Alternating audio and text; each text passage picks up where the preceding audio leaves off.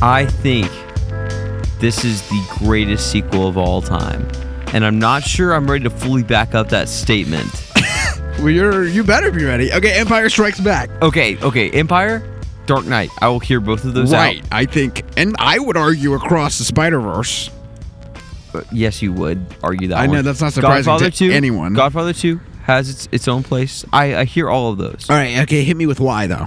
This movie doesn't really have a start or an end. And It definitely has an end. No, it doesn't. It does.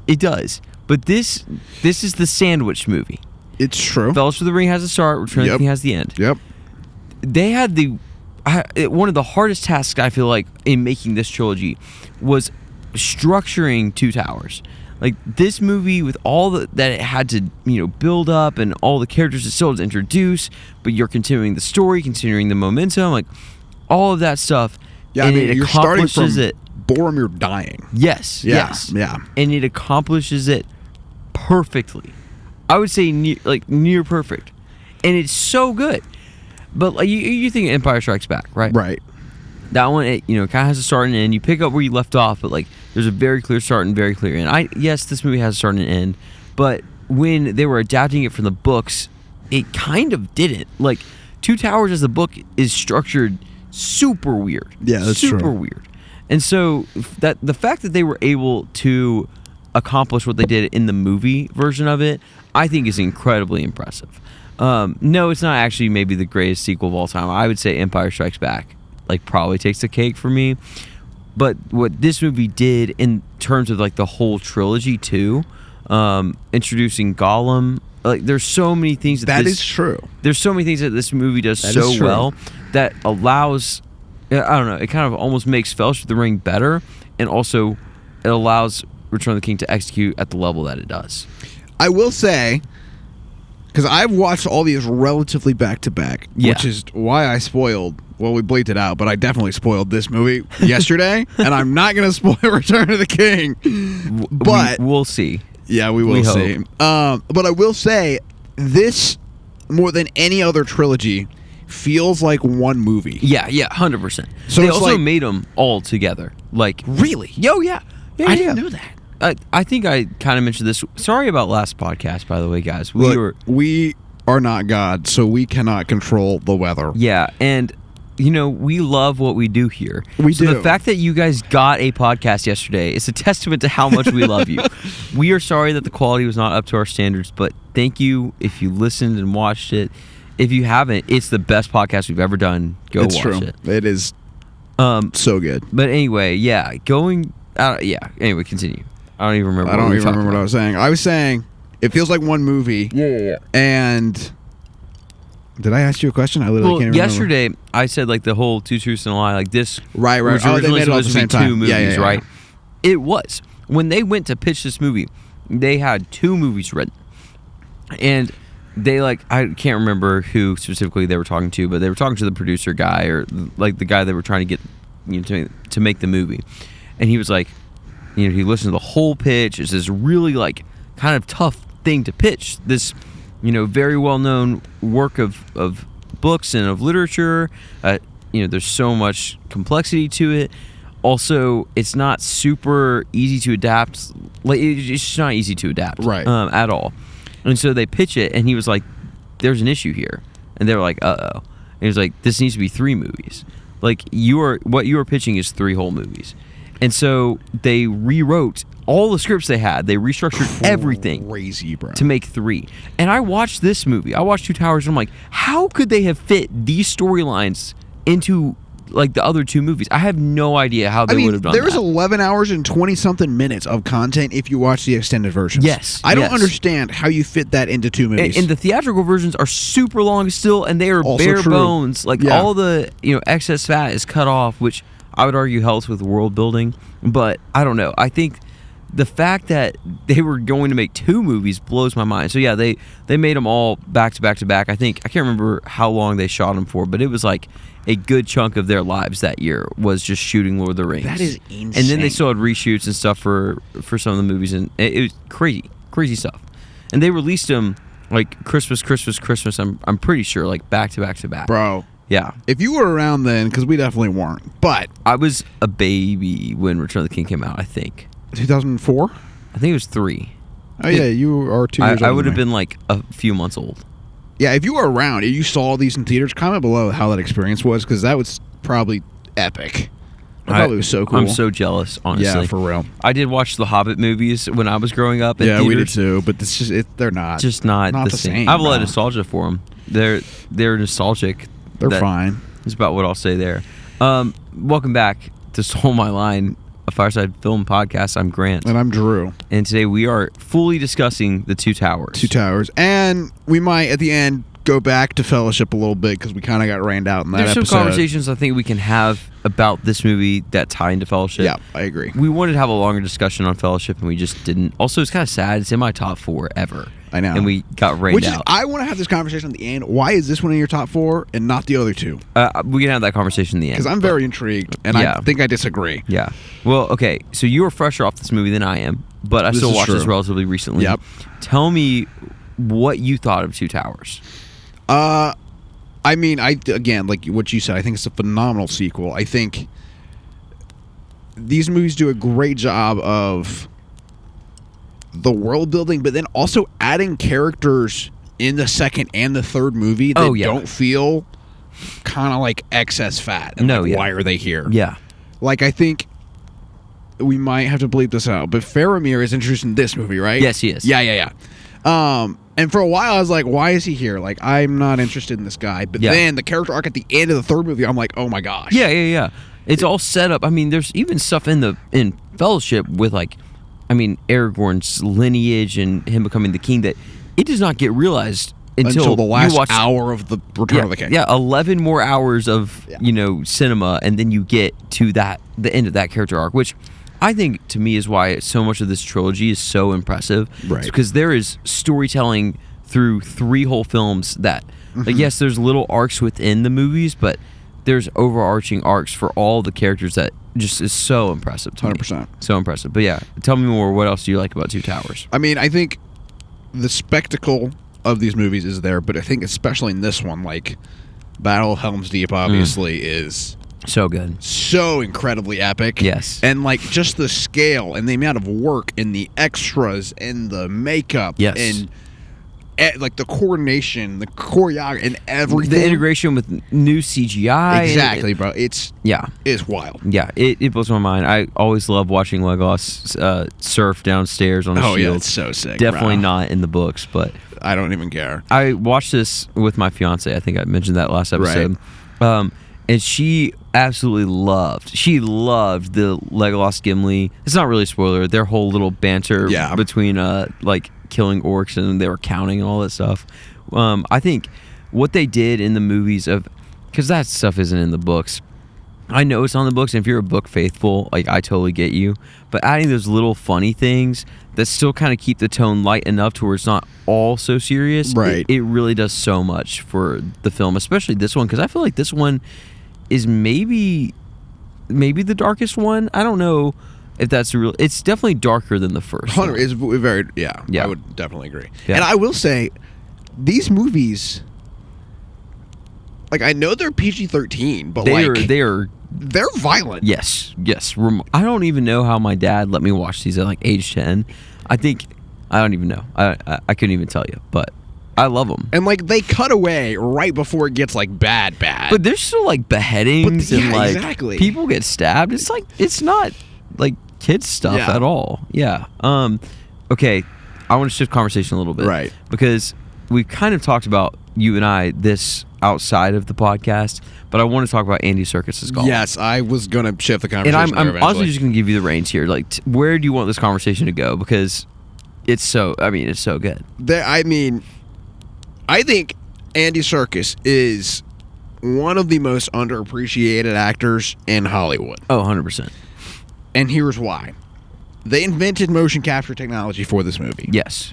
And the amount that has influenced Hollywood, has Avatar. been Avatar, Star Wars, Marvel. Like, literally anything that uses modern CGI, quote unquote, like, there is mocap in it. Andy Serkis and Peter Jackson helped start that. Yes. Crazy. Crazy. And then I think Andy Serkis' performance might be my favorite performance in this whole series. Yeah, and I don't even. That's not even bad to say. Like, there's so many performances I like, but it makes the character, and honestly, a lot of the last two movies, because Gollum is such a pivotal character in the series, and he is so believable. Like, so believable. You understand his moral dilemma. Like, I mean, the Gollum versus Smeagol. Like, there's so much there, and that is all attributed to Andy Serkis and 100%. Peter Jackson. Honestly, because people give Andy Serkis his flowers, and he should get all of them. 100%. But Peter Jackson and his team, he did such a great job of letting that performance shine through for Gollum, because he didn't mask it as much with CG. It almost feels like it's just Andy Serkis, but acting through Gollum's face. That might sound weird, but like, they didn't do a ton of touch up. It feels like you're still watching Andy Serkis play the character. You know? Yeah. But here's a question that I have for you, and we kind of talked about this off camera, but I want to bring it onto the podcast. Okay. Should mocap mocap actors, be able to win Oscars? And I want to, for the audience, some context. If you look at like Colin Farrell from The Penguin, if you look at Jamie Campbell Bower from Stranger Things playing Vecna, all these practical makeup-y things that elevate their character, because humans can't naturally be whatever. Yeah. I would argue that CGI does the same thing if you are not like messing with the performance in post. Yeah. I'm going to come at this from a different angle, because I'm also like agreeing with you. It's so hard nowadays to know like how much the performance is messed with in post. And like, if it is messed with, obviously I don't think it should be considered for anything. Right. Well, Adrian Brody won an Oscar. I did see that comment. And I don't want to get too deep into this because I haven't seen The Brutalist. Yeah. But like, them altering some of his voice like with AI to just help his accent, and then he wins an Oscar for it. Like, that seems crazy to me. It's a little crazy to me, and I didn't keep up with Oscar season as much, so I'm just now catching up on this storyline that I'm like, oh, I didn't realize that was such a huge part of this past season. So to kind of pivot back to CG, in some ways, I feel like if someone can win an Oscar with an AI-assisted performance, even if it's marginal, why can't someone be nominated for an Oscar for a mocap performance? Like, I don't know. It's tough. Yeah, no. I think if the rules are... Yeah, if the rules are someone can win an Oscar agree. for having an AI-assisted performance, like... You should totally be able to win it. Yeah, I mean, I think if you look... I mean, Andy Serkis is on his hands and knees in the woods for 6 months to a year. So if you watch any of the behind the scenes in this movie, it's like insane and what like, he did. He like broke his voice. Yeah. Doing this. It's like the amount of commitment from Andy Serkis, even though he was covered in CG, is more than 50% of the actors who get nominated. I would so say it's like this performance is, I feel like, the most groundbreaking performance in all the movies. I think my personal favorite, maybe besides Gollum, is Gandalf. I love Sir Ian McKellen's Gandalf. He's incredible. He's so iconic. Oh my gosh, it's so good. Like, it's literally so good. He redefines what the word iconic means. If there's like an embodiment of a character from the book, like this version of Gandalf is by far the best. Perfectly. It's so good. Yeah, totally agree. Anyway, but I mean, this is the most groundbreaking performance, and I really think if they put any other actor in the Gollum suit and did all the same mocap stuff, I genuinely think Gollum would not be as good. Like, 100%. It's really Andy Serkis' performance. It's not, because the CGI was so good. It's, when everybody talks about, yes, the CGI looks great, but when everybody talks about Gollum, it's Andy Serkis. Right. And I think it should be. Yeah, so, totally agree. Long-winded, I think that they should be allowed to be nominated for an Oscar. I feel like there needs to be some sort of standard, though. Like, you can't have more than X% be, or there's certain things that can't be CGI, or I don't know how you'd quantify that. Like in the nominees? Like they're in the performance itself. Like, there would need to be standards for like what can qualify. Because like, if you're changing full-on facial expressions through animation, like, then that's where you get kind of iffy, you know? So I don't know how you would even quantify that, but that's my thoughts on it. The rapidness of the technological world changing is so weird when it comes to like creativity in Hollywood. Yet at the same time, it's like you look at Avatar, or even a lot of shots in Lord of the Rings, and it's like, or Jurassic Park, right? Another great example.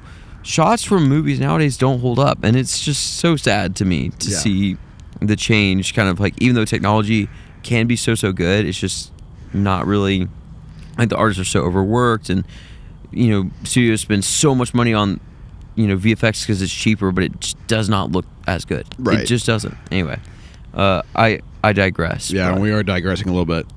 Let's shift back to Two Towers. I think we just need to rip the spoiler Band-Aid off. And haven't we ripped it off? No.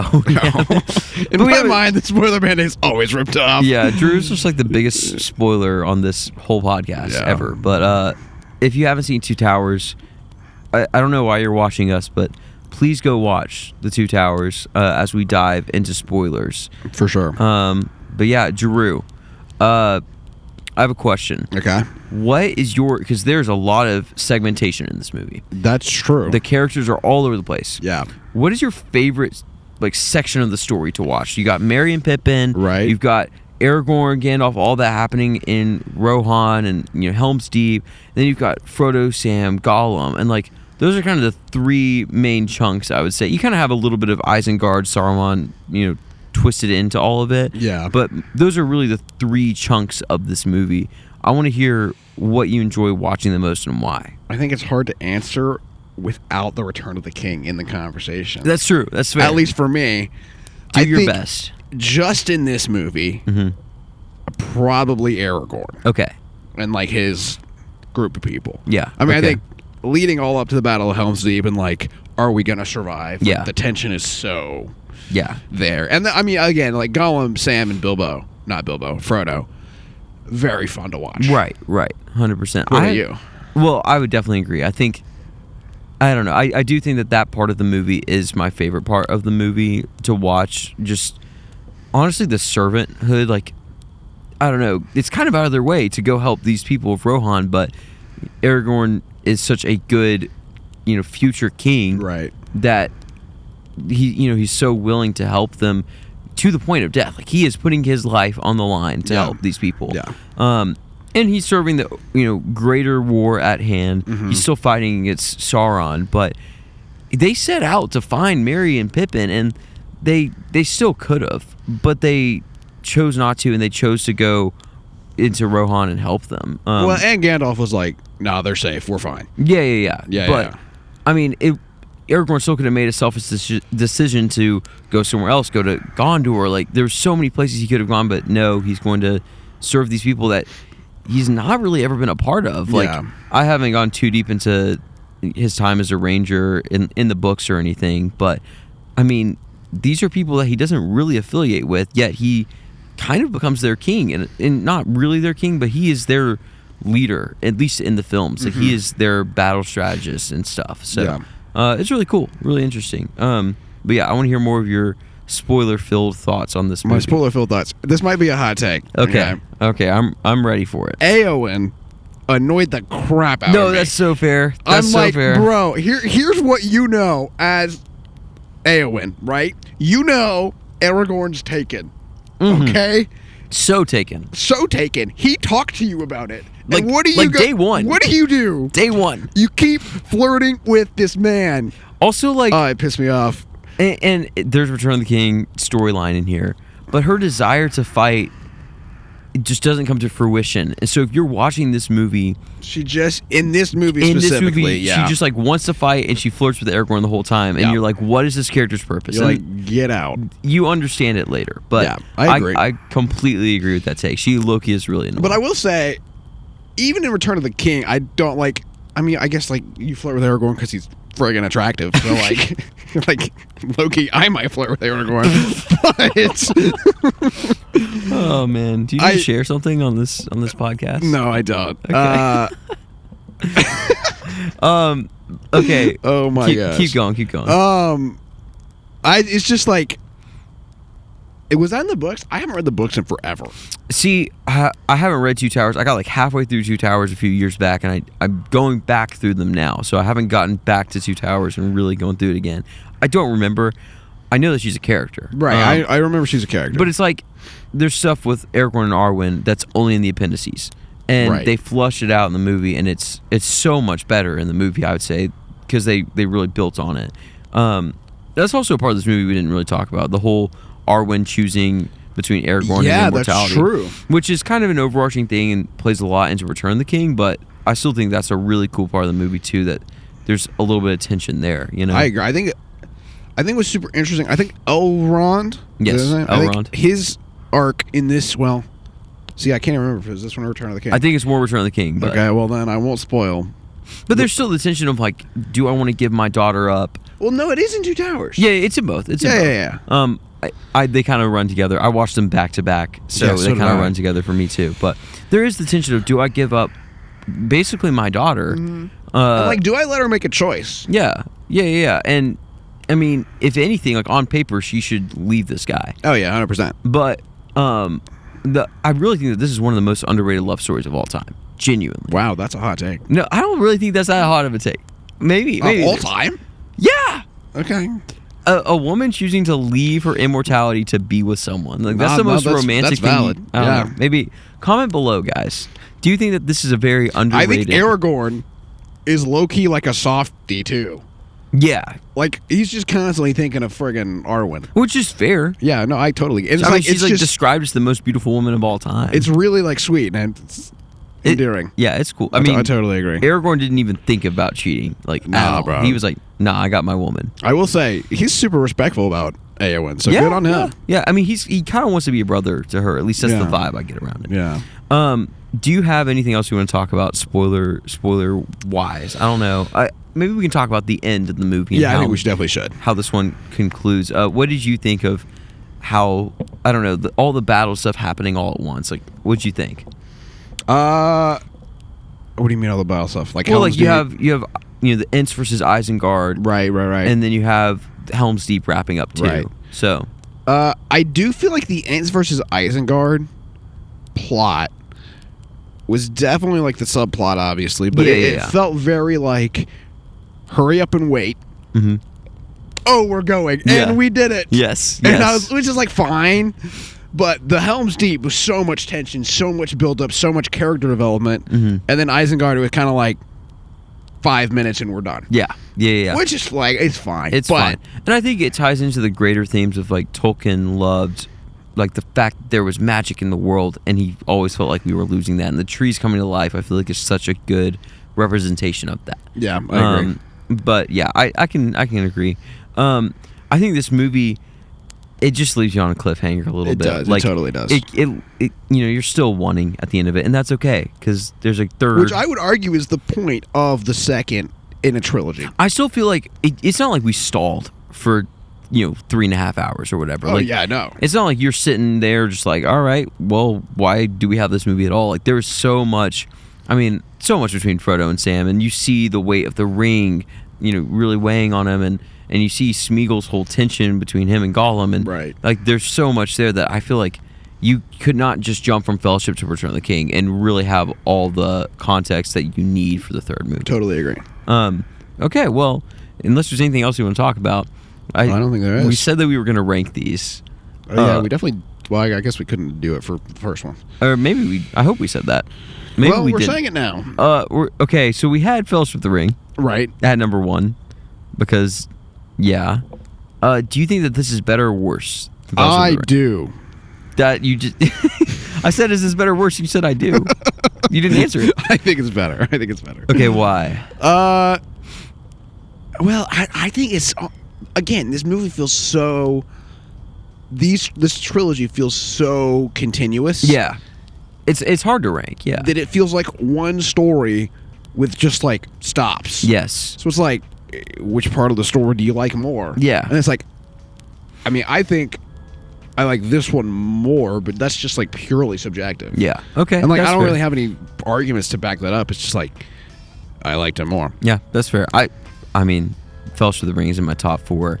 And I think it's purely, you asked, why is this in your top 4? I want to have this conversation later because I think I'm not going to spoil what I think of Return of the King. So you want to wait for Return of the King? Yeah, I kind of do. Okay, never mind. Well, I like Fellowship of the Ring more, but it is so close for me. I really do love both of them. But that's all we can say about that. I think all 3 are 5 stars. Oh yeah, 100%. All 3 are perfect movies in my mind. Yeah, I would completely agree. Yeah. Obviously, we're buying this on Blu-ray. Yeah, I own it that's on not Blu-ray. really a question. Yeah, I watch it low-key all the time. So, Yeah. but yeah, well, unless there's anything else, we're gonna wrap up this episode of Stole My Line. It's been a smoky episode. It has been, but hey, thank you for being here. Thanks for weathering the storm with us yesterday, and we are excited to bring you a Return of the King episode tomorrow. Please subscribe, follow us on all podcast platforms, email us questions, DM us on Instagram. We have an Instagram. We do. All the things. Just follow us. Yeah. And hey, if you're watching this episode and you think, I've subscribed, just double check for us. And if you have, share it with your best friend. Yes, but if you haven't subscribed, just hit that button. That's it. Do it. It does nothing. Do it. You don't pay us a cent. It just helps us. So, Hey, thank you guys again for being here. Take a break. Enjoy film. We'll see you next time.